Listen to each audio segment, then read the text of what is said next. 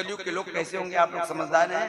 देवी भागवत में लिखा है, सठा कूरा दाम्भिकाश्च महाहंकार संयुता चोरा च हिंसका सर्वे भविष्यति ततः परम।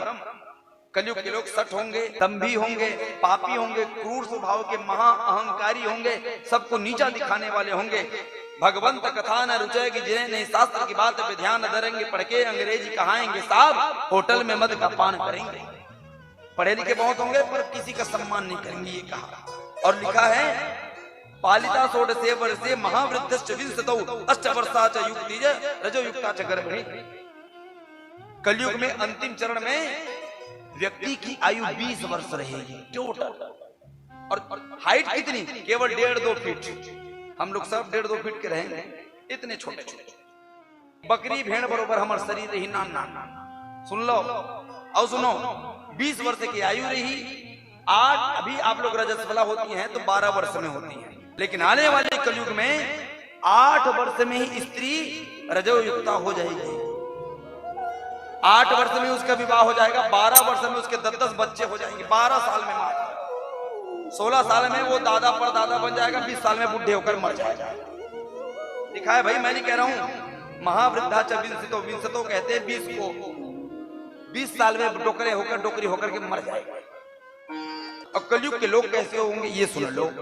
कहा कलयुग का जब अंतिम चरण आएगा तो कलयुग की आयु कितनी है पता है? क्यों कलयुग की आयु कितनी है? ऐसी कलयुग की आयु है 4,32,000।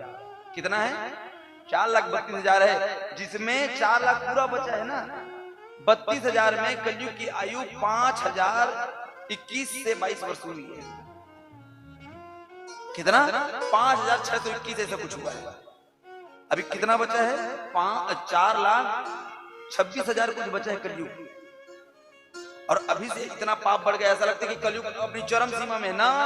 पहला चरण में 4 चरण है कलयुग के, पहले चरण में कलयुग है अभी कलयुग, क्योंकि हर युग के 4 चरण हैं। तो अभी कलयुग का सतयुग चल रहा है। कलयुग का सतयुग, कलयुग का द्वापर, कलयुग का त्रेता, फिर महाकलयुग आएगा। देवी भागवत में कहा कि 5,000 वर्ष होते ही गंगा, सरस्वती, लक्ष्मी ये तीनों अपने धाम को चले जाएंगे।